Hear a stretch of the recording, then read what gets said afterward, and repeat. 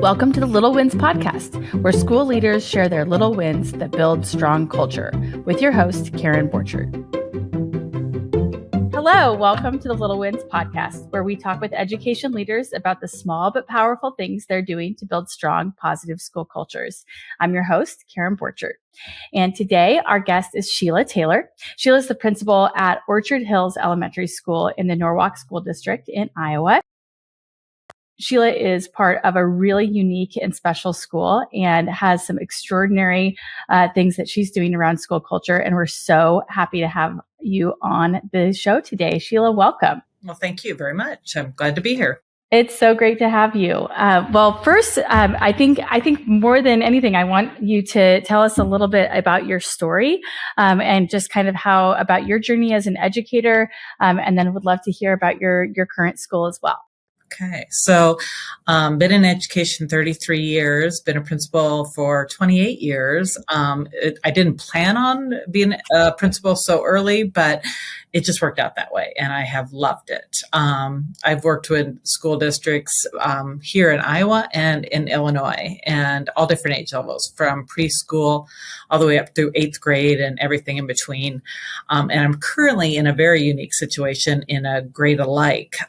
So I have all second and third graders for the district. So I have 550 second and third graders. So 13 sections of second and 12 sections of third. And so it's very unique, but it's very special. And there's kind of a story behind why the district has been grade alike. And it's as the community combined with another school in the close by, they wanted to keep it as uniform as they could. So they created the grade alike style of buildings, and then have kept it that way, so that every student has the same opportunities. There isn't like a haves or have-nots, and they're all together and all the way up through school. So it lends itself to some challenges, but also some great successes. So yeah, this is amazing. When I first met you, I was like, wait a minute, what? You have how many sections of second and third grade? So you have to take us through your halls a little bit. Yes. Walk us through your school and tell us a little bit about what it is like to be in a school with 12 or 13 sections of second and third grade. What does that feel like? What does it look like? It's, so our building has three main halls. We have a purple, a green, and a blue hall. And so there's about 10 classrooms in each hall. Okay. And so when we came here, I didn't want there to be a second grade hall, a third grade hall, and a leftover hall. So right from the beginning, we designed it to be more of a family halls. So I have 4 or 5 sections of second grade in each hall, and then 4 sections of third grade in each hall. So blue has 5 sections of second grade and 4 sections of third. Purple has 4 and 4, or green has 4 and 4. And so we create kind of that family unit of, sometimes we do things together as a family, with each of the different grades, or, and then otherwise, the second grade groups are always together for recesses, lunch, specials. And then the third grade side on the other hall is all together. So we try to keep them organized in that way.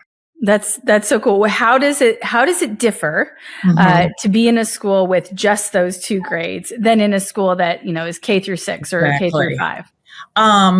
You can really become comfortable with the curriculum at those levels. The conversations you're having with the teachers, they're all on the same page. Yeah. So it isn't like you have to cater it to the different ages. Okay. That you can really become experts in those age levels. And it makes it easier to collaborate. So many times when you're in neighborhood schools, then you have to find the time where you can pull the teachers from the other grade levels together. Here we're all in the same building. So it's really easy to work together. And then we have, with our structure, then we have PLCs. So we have our second grade blue PLC and our third grade blue PLC. So, but then we have leads within each of those groups that collaborate. But then we also allow time for when we can come together as a whole grade level to talk about things. So cool. We have different levels where we can kind of work together, and and we're all on the same page. So that's what makes it really nice. Do teachers stay with their class? Like if they start, do they do any of that, or do they move up with it, or do they always did years before? But I think it got harder, especially when we were transitioning to different buildings. So, no, we keep it as, but a lot of times, let's say we have special ed students that have specific needs. We will keep them with the same special ed teacher. So I have a special ed teacher that works with all the kids in the blue hall. Green hall, purple hall. So then they would keep the same students from second to third. So there's that continuity. Oh, yes. I bet that's awfully nice. I bet that's really good. Well, tell me, so I would imagine like things like vertical planning where you're kind of helping transition from one grade level to the next.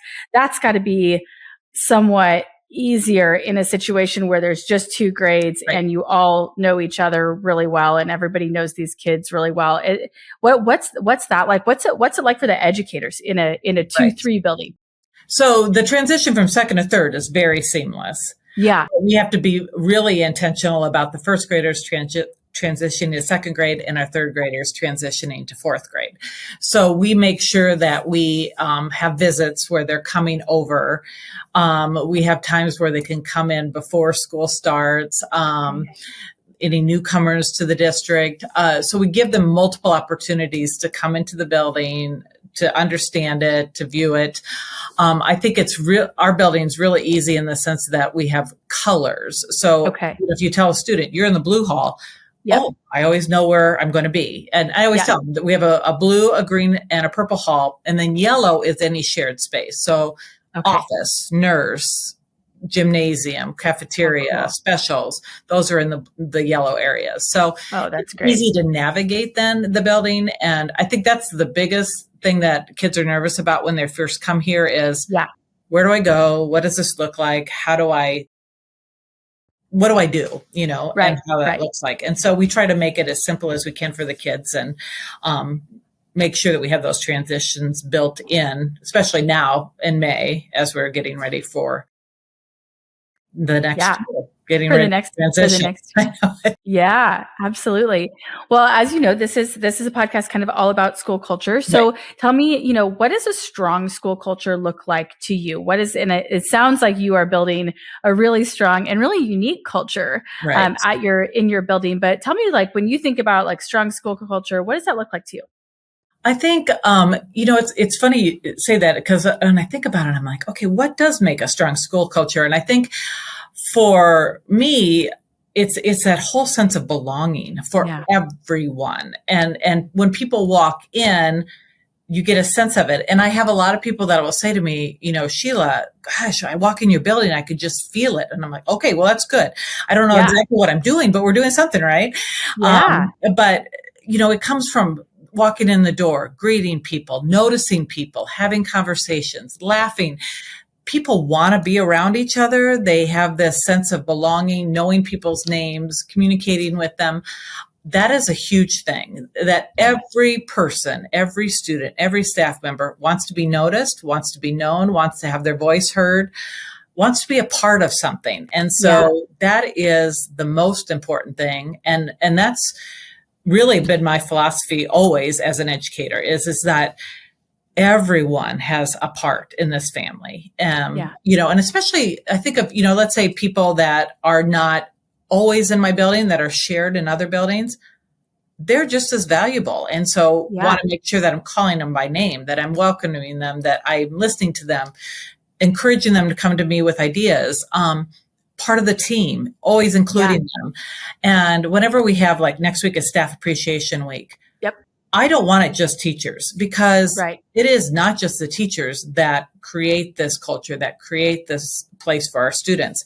It's everyone. And that includes all levels. And so, and I think that's the one thing that I think is so important is, and I'll have people say to me, Sheila, it's amazing to me that you always call me by name, always greet me. I'll go into other buildings and they won't know who I am. They won't say anything to me. And just that noticing piece is huge. Yeah. Noticing. Yeah. I also love that you talked about laughing. Yeah. Right. So it's such a big deal, right? Like these shared experiences, I think being a part of something and being a part of something that does have, joy and laughter. Like you read the news about education right now. We don't talk very much about laughter at school, right? Like it's not something you talk about. So tell me a little bit about that. How do you do that? Because you can't fake it, right? No, like forced fun, like there's nothing worse than forced fun, right? So tell me a little bit about how do you create these like moments of laughter and joy in your building? How do you do that? I think it's just who we are. I remember when we shut down in March of 2020, then we opened up and came back on the 2021 school year. My ultimate goal was I want us to be in school every day. This is going to be the most important time for our staff and for our students to have this place, a place of belonging, a place where, and I'm like, I don't want it to be a downer. I don't want it to be that we're so scared that we can't even enjoy it. So I'm like, we need to have fun. And I pulled in so many different things, whether it was food trucks, everyone loves food trucks for our meetings days, or, just anything that brought us some joy. I mean, we would even do silly things like after I'd say, okay, we're going to have a meeting in the cafeteria over the big screen because they were going to have it instead of us going to the district level meeting, they were going to do it that way. Bring your own chairs. So they brought all their wheelie chairs in there. And then we were having wheelie races on the way back into our classrooms. I mean, so it's just things like that where let's bring some joy into what we're doing. Yeah. Education is so hard and there is so much that can weigh on everyone. And if we can't laugh about it and enjoy it, then why do you want to come to work? You don't want to come to work when it's not a fun place to be. And literally when you walk into my building, there are people talking, laughing, enjoying each other. I mean, it is all the time. And I guess I was probably a little bit more intentional at the beginning because we were bringing a whole new staff together. I mean, I would do even little things. I have this thing, a whole bunch of little plastic cockroaches. And so one of my teachers turned 60. And so I had 60 cockroaches in her room. The little one. Oh, I my gosh. All year long. But, it got to be this joke. Then the kids would bring the cockroaches to me or just little things like that. And that is a new one. That is a new little win. That's the first time I've heard that one, Sheila. That's great. I love it. We found ways to bring humor in and really enjoy each other. And I remember after, when that year of 2021, I remember someone saying to me, gosh, there is nothing better than hearing laughter and that people are talking, enjoying themselves and really they want to be here, and I think it's with the kids, it's with the students and staff, it's with everyone, that we just have that culture here where we really enjoy each other and we love it. I love it. So I want to go back to something that you mentioned. You said that, when you guys were kind of putting together this school and this team, you guys went through, as a district went through some transitions and then you kind of formulated this school. So you kind of built a team from scratch. Is that right? Yes. Which is a very unique opportunity. Right. For a principal. First of all, how did you feel about that opportunity at the time? Was it intimidating? Was it exciting? Yes. So I was in the building before was pre-K through second. So I had all the kindergartners, first graders, second graders. Okay. And then the other elementary had third, fourth, and fifth, but we were getting too tight in both of the buildings. So then the district built another building. Yeah. And I got to be a part of that. I got to be a part of the whole building process even. I got to work with the architects and I've got to work with the construction company and picking out the colors, the furniture, the color. I mean, the playground equipment, everything. I'm like, oh my gosh, I made so many decisions. Yeah. It was so exciting. But I brought people in. So I would bring in some second and third grade teachers to say, okay, what's the most important thing you want as far as the classroom setting? Yeah. I'd bring in the PE teachers. Okay, what's the most important thing with the gym? All that kind of stuff. So everyone had input and then we created that space. So for me, it automatically felt like a home. This was a home that I helped build, and the teachers that were a part of it. So unfortunately, when the world shut down is when we transitioned the second and third grade teachers together. So we had to create this new family during a pandemic. Yeah. And a crazy time. Kind of forged in the fire, really. Exactly. Yeah. And I think that made us even stronger, but that's where this whole sense of we can't be too serious. We have to enjoy, because this is going to be hard. This is going to be so different than anything we've encountered before. Yeah. So we need to give each other grace. We need to be there to support each other. We have people coming in, students coming in, staff coming in with so many different traumas that we don't even understand, of things that are going on at home. Like maybe someone close to them really was affected by COVID. I had a staff member whose daughter died of COVID. And when you talk about traumatic experiences, these people were coming with so many different things. And so I literally made a point of connecting with every single staff member as much as I could. As part of that sort of initial forming? Yes. Knowing who they are, knowing where they're coming from, knowing maybe what their concerns are or what they're nervous about.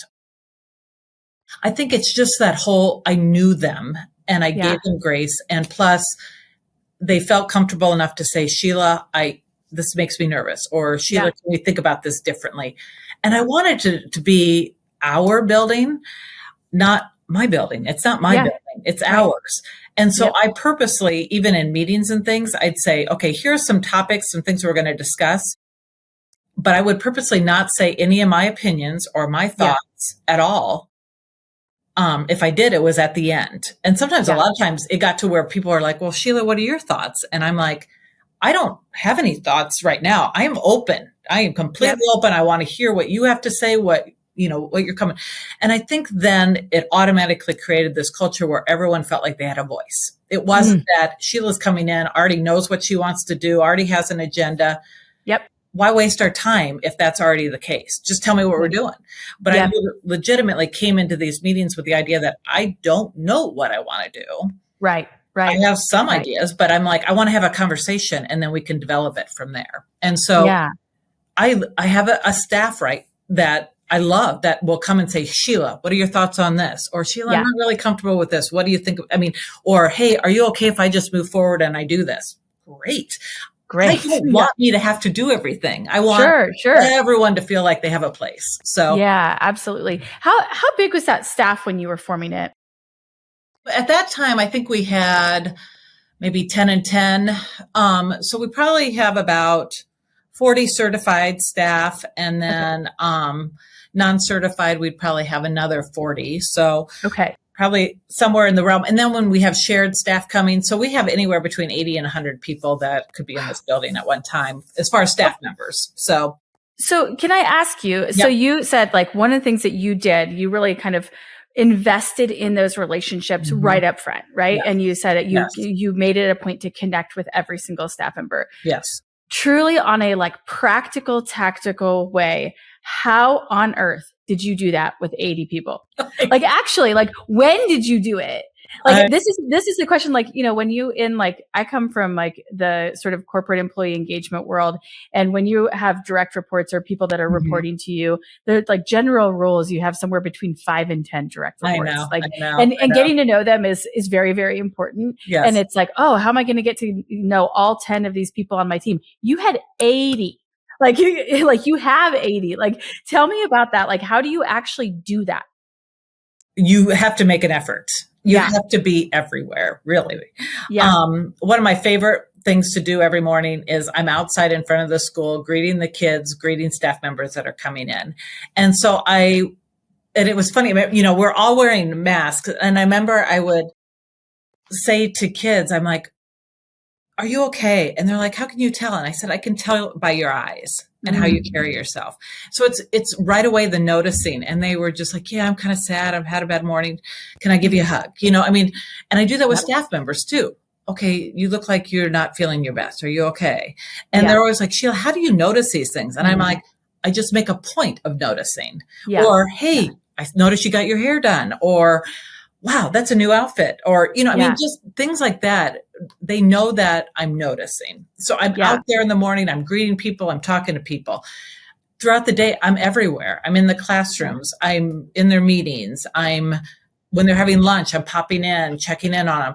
Plus I have a little notebook where I would write things. So let's say one staff member her dad is having issues. I'd write it down in my notebook. So then I would remember to follow up on that and check in. Whenever any tragic activity, like for instance, when a staff member loses a parent or someone in their family, or they have a baby, I put it in my calendar and it reminds me every year they have a birthday coming up, or that they lost their grandparent on this day, or, whatever it may be.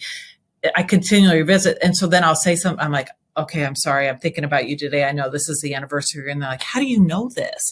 But oh my gosh. That's important to them. It's important to me to recognize and to say, hey, I know what you're going through. I know what you're thinking.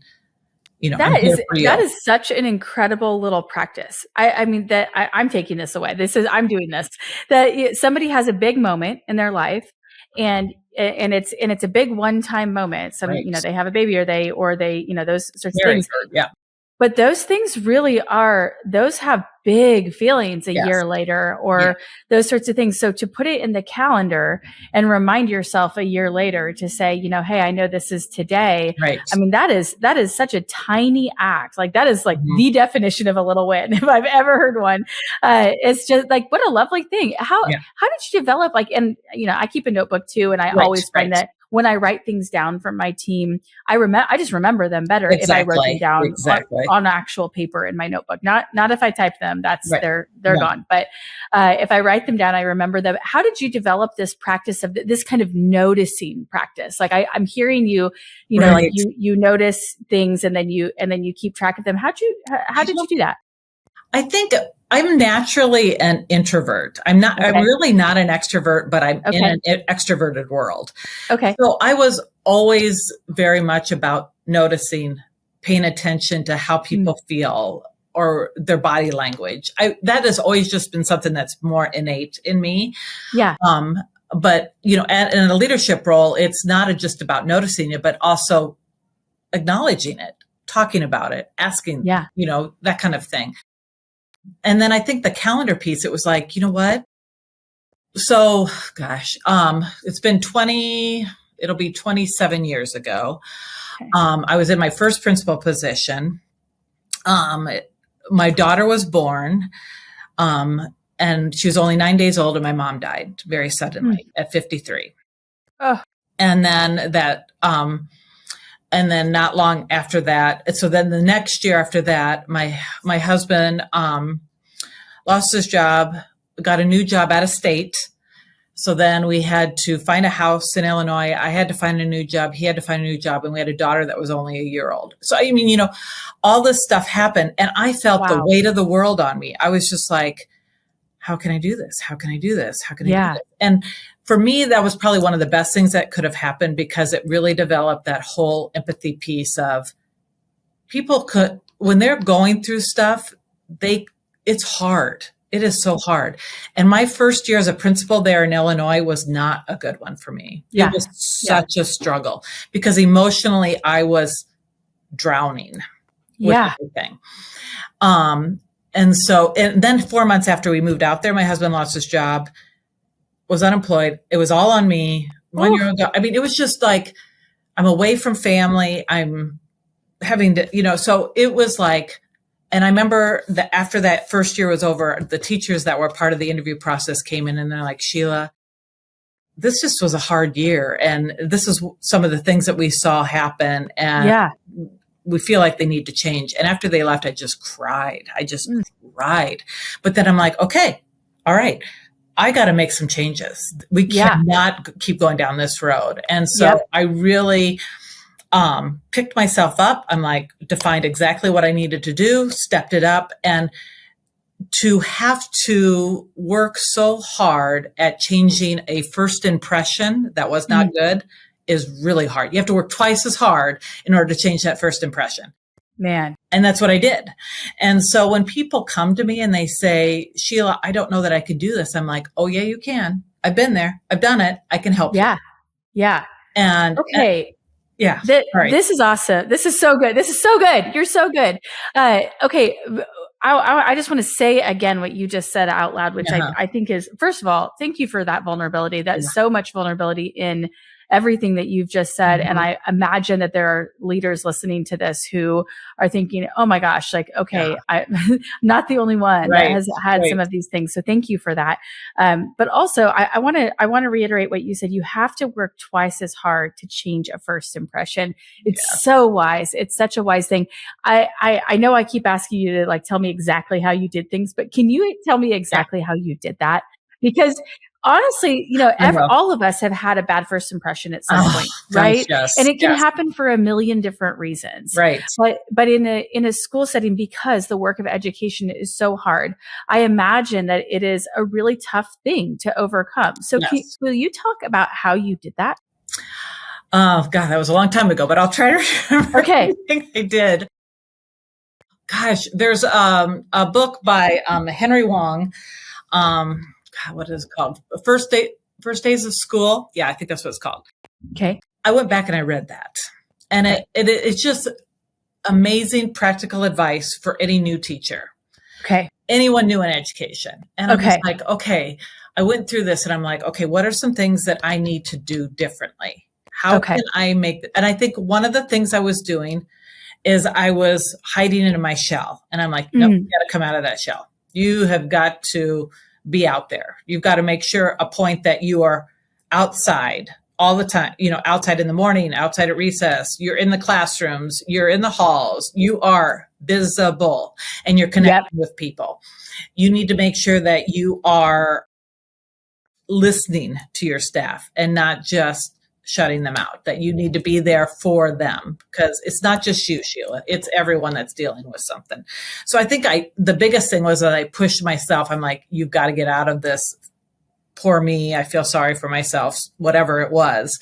Yeah. And get out there and connect with people. And then that slowly built up into this. Now it's not all about me. When I am worried about it and I'm connecting with others, then I'm not thinking about myself. I'm thinking about them. And I'm listening to them and I'm supporting them and I'm working through with them. And ultimately, I'm doing everything I can to help them be better, which in turn makes me feel better too. Yeah. And I tell even students this, I'm like, the greatest part about kindness and the greatest part about helping others is that it benefits you too. You feel amazing. And so by doing that, and it slowly became, and then I found ways to even connect with parents, bringing them in, having meetings, talking to them, finding out what's going on.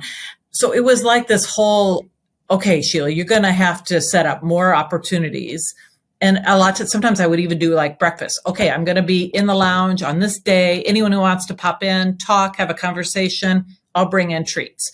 Or, let's set up these lunches where I might eat lunch with your group that has lunch at the same time and just have conversations. So being very intentional about love that, talking to people, meeting with them, listening, and really connecting, because that's how you do it.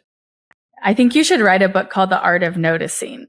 I think it'd be amazing. I imagine that process or that sort of experience was part of that kind of creation of that noticing practice. Yes. And I think that's why I brought back to that point of this is really when it came into play of knowing and understanding. And I think it helped because I had been through that. So I noticed how it feels and how you need support and how we are all going through this. And this job is hard. And if you feel like you're on your own, it's going to be nearly impossible. Absolutely. That's so cool.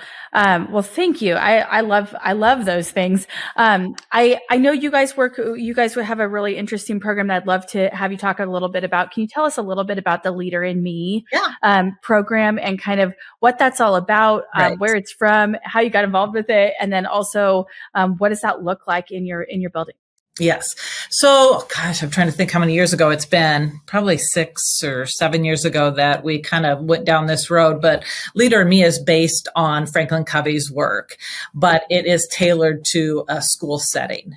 And we focus on different habits. And then what does that look like? And how does that sound and teaching kids. So like habit 1, be proactive. That's being responsible, making sure you have your materials, making sure that you're following, the rules and expectations. That if something is assigned to you, that you need to do that before you go play, get your work done first, then you can go play, those kinds of things. One of my favorite habits is habit 5, seek first to understand, then to be understood. And I think for me, that is probably one of the ones that I live by the most, is that don't assume negative intent. Don't assume why someone is doing something. Don't assume that, just don't assume. Yeah. Yeah.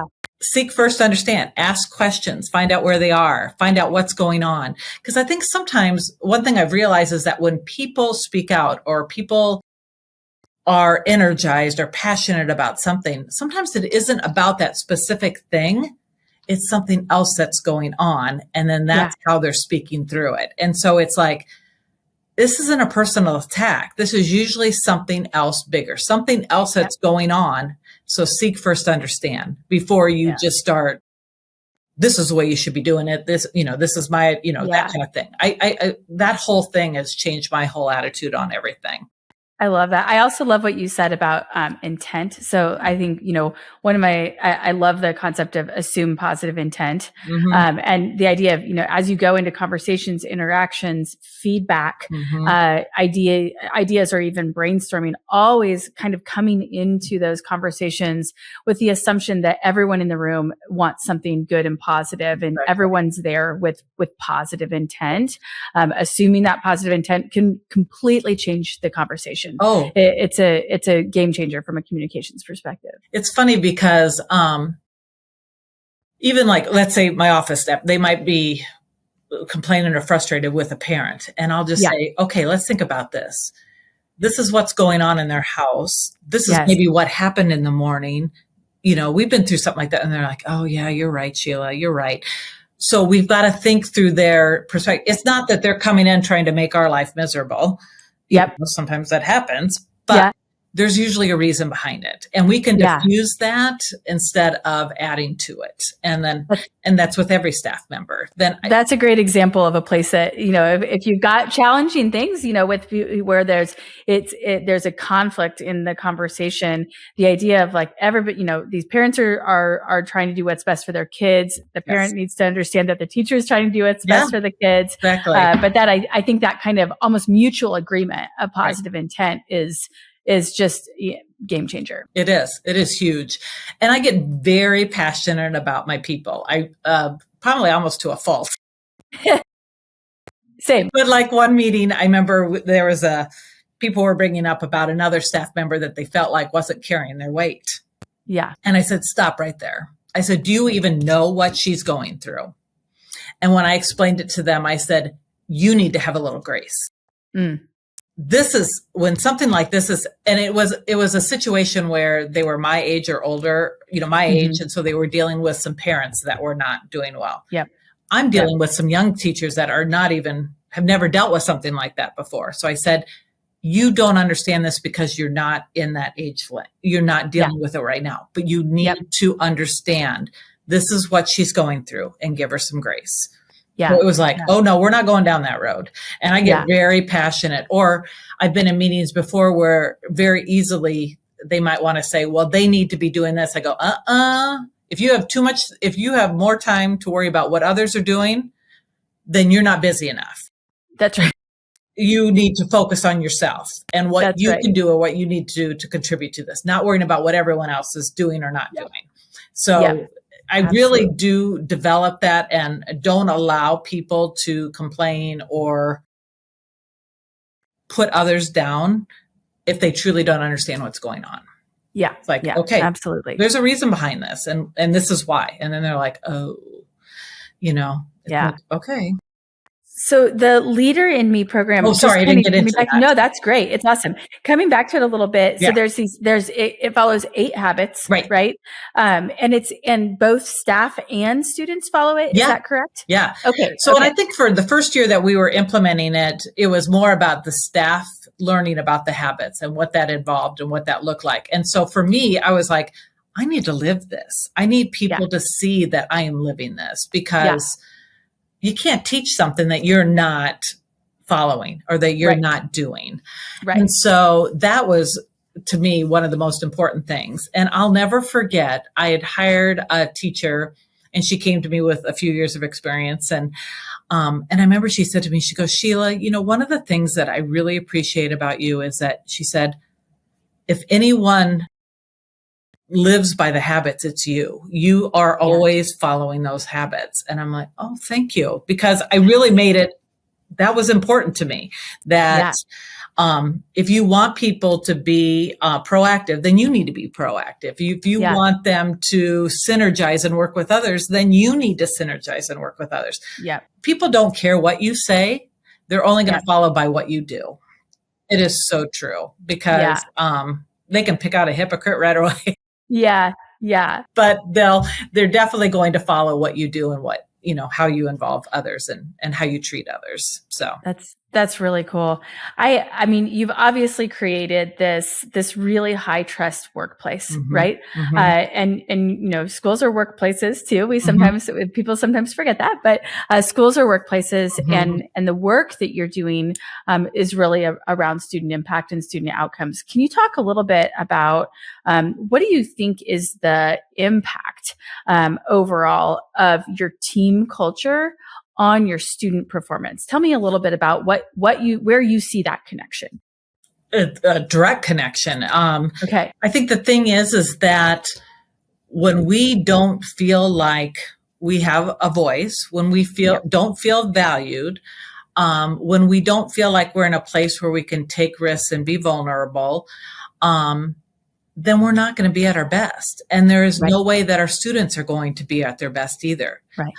I get so frustrated when people have the mindset of that, putting pressure on you or making you feel bad. That is not going to make things better. That is never going to help make things better. It's more of, okay, here's the issue that I see. Let's work together to get this better. And how can I support you on this? Yeah. And that's the same way we are with students. I mean, look at how much grace we give to our kids. If you don't know it right away, okay, then how do I need to support you to get to that point where you do know it? Adults are the exact same way. You can't just say, make this better, do this, do this. It's because I said so. Right? Yeah. It's more of, okay, this is where I see, how can we make this better? And let's work through it together. What do you need from me? How can I help you? Are there other resources that we could pull in to support you? I don't want you to think you have to do it on your own. Yeah. And by treating my staff in that way, they are going to be the same way with the students. You know what? How do I help you? How do I support you? How do I build you up? The reason I got into this job wasn't because I'm like, I have to be in control, or it wasn't because I want to be the center of attention, because I am totally not that type of person, but I love bringing others up. I love seeing the successes that they have and helping them be the absolute best person they can be.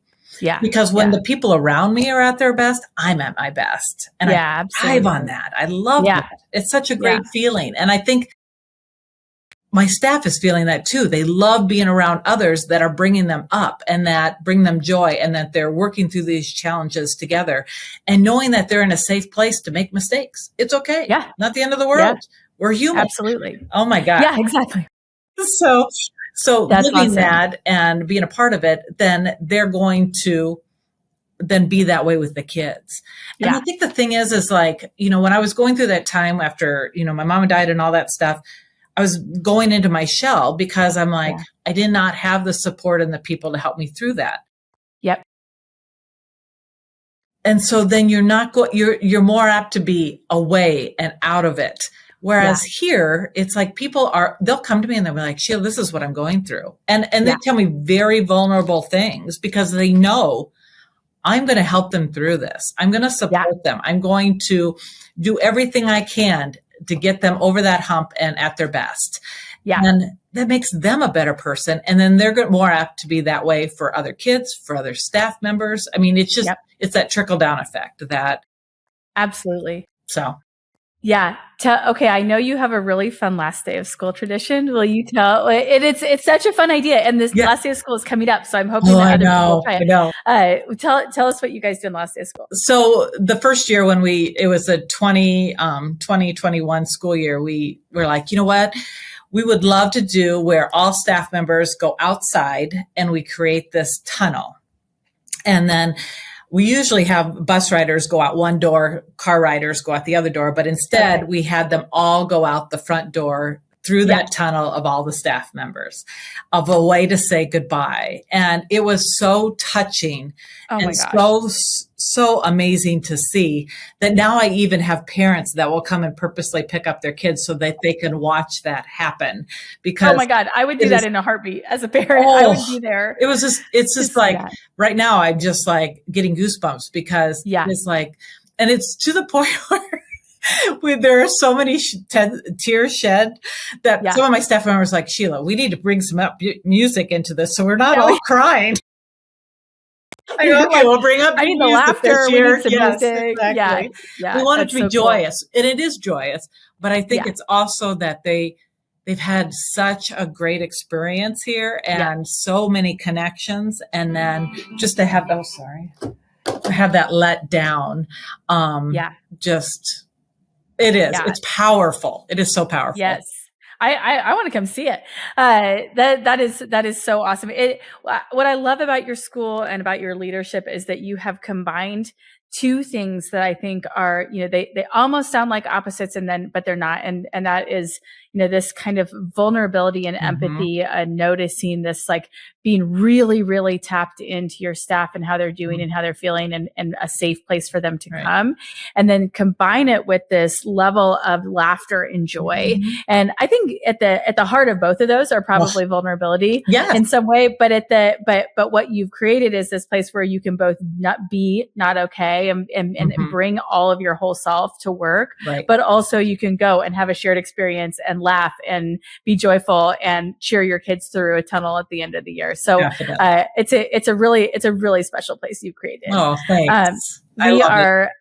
I could talk to you about this all day. I have like several more questions, but it's close to the end of our time. Yes. Are you ready for our 3 keystone questions? Yes. Okay. Yes. I think I have that written down. I have to okay. Oh, okay. That's awesome. All right. The first question is, what are the 3 words that you want to define your school's culture? And I was thinking about that. I think the biggest one is family, because we are a family. And we experience the ups and downs together. I think also just that growth mindset that we are continually learning, growing. I don't have all the answers, and I've been in education 33 years. No one does, but we're always looking for ways to continually grow and learn together. And then I think also valued or having a voice. Everyone here is a valued member. Everyone here has a voice that we want to hear. And everyone's a part of that. And so I don't know if they go together, but it's truly the kind of culture that we've created that everyone feels like they're a part of something special here. So I love it. Okay. That's awesome. So family, growth, valued, and voice. I'm going to give you 4. That's it. You get a bonus one today. Okay. Okay. Next question. What is one little win that you've had at work lately? Oh gosh. So, I was trying to think of this. I'm like, oh my gosh, there's just so many, but I think one of the things that really sticks out in the last month, I have had a couple of staff members that have dealt with their children going through some emotional struggles and significant. And because of our family, we have been here for each other. And instead of them feeling ashamed, they have been able to talk about it and share with others and communicate. They don't feel like they're the only ones dealing with it. And it's neat to see how each other supports, how they come together to support each other. I mean, above and beyond, connecting with them, taking them things, just when they had to leave, being there to cover their room, whatever it is, that they just step above and beyond. And that to me touches my heart more than anything. It's just that they're there for them. So that's awesome. Well, you are our third question is from a great leader who's obviously doing great things. What is one piece of advice? What do you believe any educator can do to improve their own school culture right now? What's the one piece of advice you'd give to any educator in being part of a positive school culture? I think listen is huge. Yeah. I think connecting, making an extra effort at connecting with everyone. And developing those relationships. I think that anytime you can do that, then you know your people. You can be there to support them, push them, guide them. I think it's just so important because our job is we have a service. We provide a service for people, for our students, for our community. And any service organization is about their people. Yep. You can't bring a computer in to do the work. It's about the people. And so you've got to take care of your people. That is so important. That's so good. That's so good. This is so fun. We have so many little wins on this episode. It's just like everything. So we have everything from adding big moments to your calendar a year later, incredible. Building a practice of noticing, greeting your staff members out, in the hallways and outside, and getting out there, to wheelie chair races and plastic cockroaches and the tunnel walk. It's just all like, there are so many fun, great ideas here. Sheila, thank you so much for sharing your little wins with us today. Yes. And thank you and best of luck with the rest of the school year and the year to come. Not much left. It's so crazy. Awesome. Well, thank you very much. I appreciate you reaching out. And, I don't always think about the wins that we have. So this was such a good reflective experience for me to just sit down and think about, okay, we do have a lot of good going on. Good. Awesome. Have a little win? We'd love to hear from you. Learn how we help schools build strong culture at getalpaca.com.